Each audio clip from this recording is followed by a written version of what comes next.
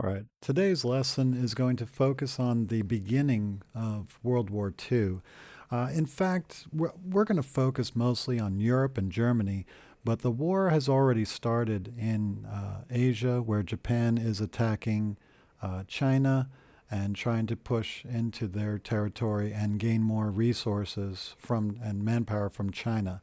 But history looks mostly at Germany as really getting it kicked off. They look at the Japanese and the Chinese War as a sideshow, really. It didn't have too much to do with World War II until later.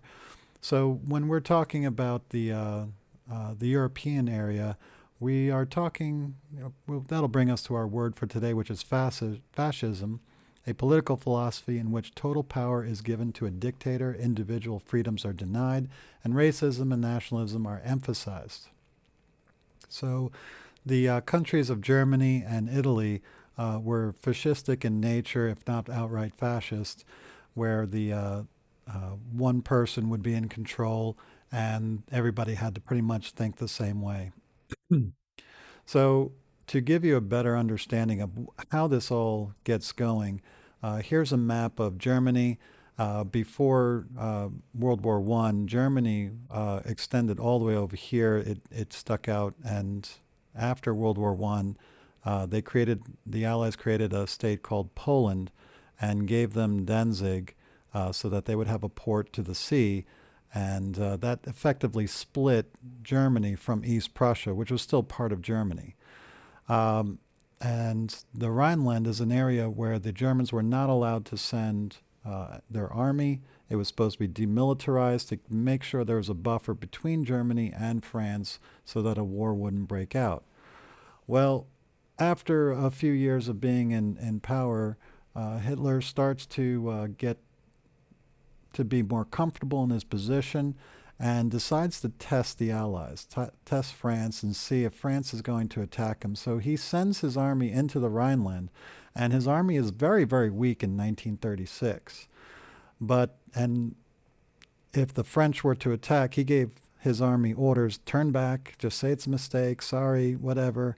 And the French have many problems of their own. They have labor disputes. They're going through the depression themselves.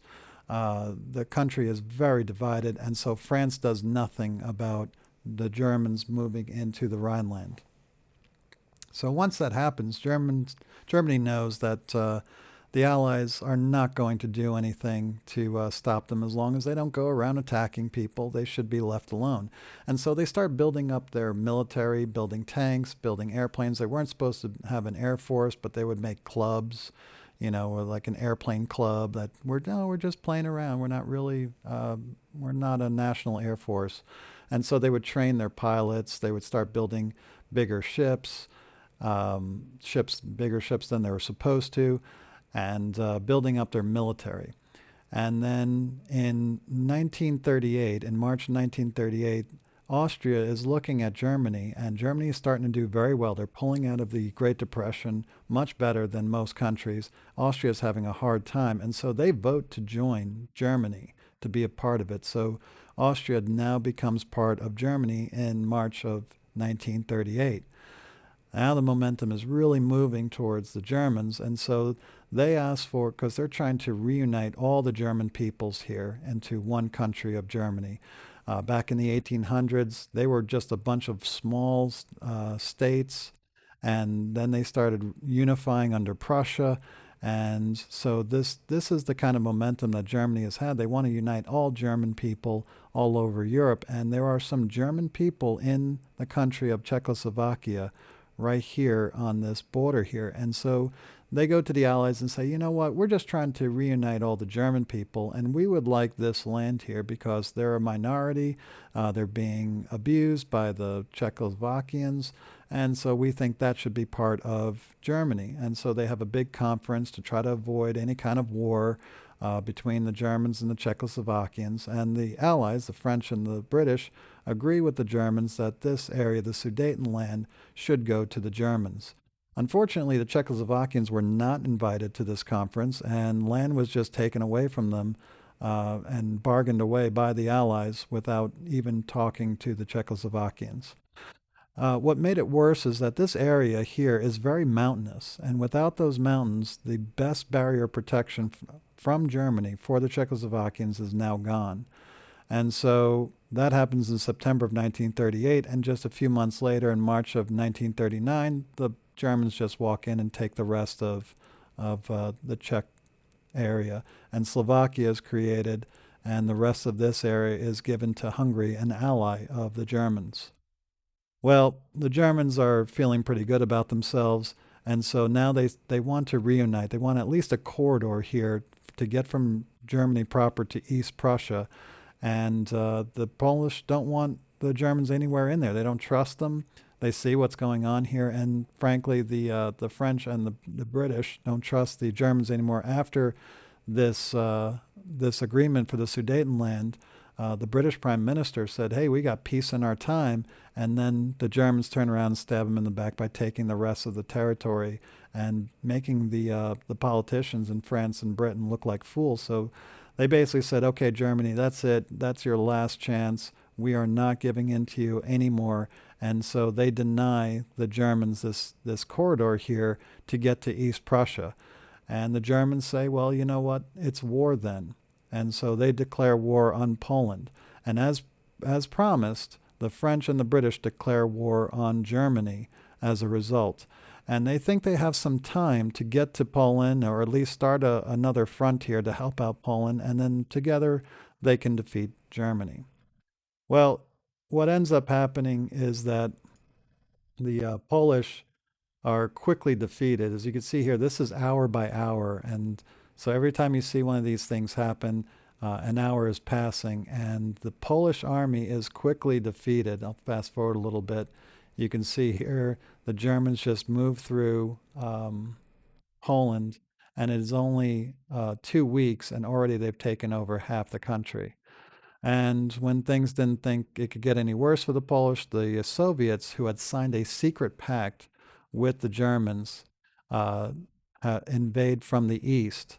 And so everybody thought that the Germans and the Soviets were big time enemies. And in reality, they made some secret deals so that they would be on the same side. Everybody thought that Russia would be the great um, stopgap and keep the Germans at bay, and then and then they find out that the Russians actually side with them. Was a big blow to the Allies. So Soviet Union takes basically half of Poland, and the Germans take the rest. And the way that they were able to do that is called blitzkrieg. It's a tactic that the Germans used. Let's say this is the Polish army right here, this is the German army right here, and the Germans would send their air force and smash part of the front and any reinforcements that might get there. And then in phase two, they send their tanks in, break through, and in phase three, the tanks start moving to rear areas, destroying supply lines, reserves, and then outflanking the other defending armies, and they continue to do this and just keep going as fast as possible. And that's how they're able to get through Poland very quickly. But it would also show just what they do, because now they still have to deal with France. See, they've got most of Poland here. Soviet Union has this part of Poland, and now they have to deal with France. But the problem with France is that they've got what's called the Maginot Line, and this is a very strong fortified area, very difficult to attack France. If you're going through this area here, the Germans are going to lose. So what they decide to do is that the Germans are going to go through the Netherlands and Belgium and go around the Maginot Line and attack France that way. So let me bring you right here. So this is a close-up. This is France over here. This is Germany. The Germans have 3 million men. The French have a little over 2 million, plus 500,000 from the British. And so they're going to, let me get to the battle plan here. Hold on. Okay. So the battle plan is that when the Germans come in, the French are going to find good defensive positions and hold there. What they don't know is that the Germans are planning to cut through this area and isolate the French. Move forward a little bit here. Okay, so the French, as soon as the Germans start moving in, their plan is to get good defensive positions right here, and things are going pretty much to plan. The Germans are pushing the Belgians back fairly quickly, but they fall back to a defensive line. The Dutch are really on their own, and they really can't do much, and the Germans make pretty short work of them. So here is the main part where the Ardennes forest is right here. Nobody thought that any tanks could get through there. It was too dense a forest, too many rivers, and so you could see here that the French don't put too many forces. And so when the Germans start pushing in through this area, the French mistakenly believe that they're going to move south. And so instead of pulling back to more defensive positions and then fighting the Germans, they they think that the Germans are going to turn south and go into Paris. Let me get to a better map here. So they don't put in the type of reserves to stop the tanks from coming through.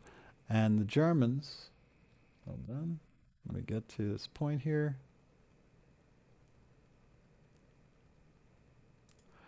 Okay, so the Germans are able to break through and go all the way to the sea. And they trap all the British forces and the best troops that the French have in this pocket here. And there's no way to get back to France. They can't supply them, they can't reinforce them. And so now the British are in big trouble because that's their whole army right here. And the Germans have them almost completely surrounded, and they're taking all the ports. The Germans are taking all the ports that the British can escape from. So the French are thinking about trying to break through and get to the British, but the British are going to decide to get to Dunkirk. Let's get to our navy and then go back to England and fight another day. And so this pocket continues to close and is a huge disaster for the Allies. They lose a tremendous amount of forces to capture and death, and they're very fortunate that the British are able to extract as many people as they can back to Britain. And without those elite forces that just got cut off, the Germans are able to push through. Let me get to that point right here. They're able to push through and get to Paris. This is Paris down here. And you can see they're just starting to break through on every front. And there's really not much the French can do about it. And so within about a month, this has been going on for a month now, the French are pretty much defeated. And the Germans push through. And just again, when you thought it couldn't get any worse, let me fast forward here. The Germans are breaking through on all fronts. Hold on a second. Let me get to this. All right.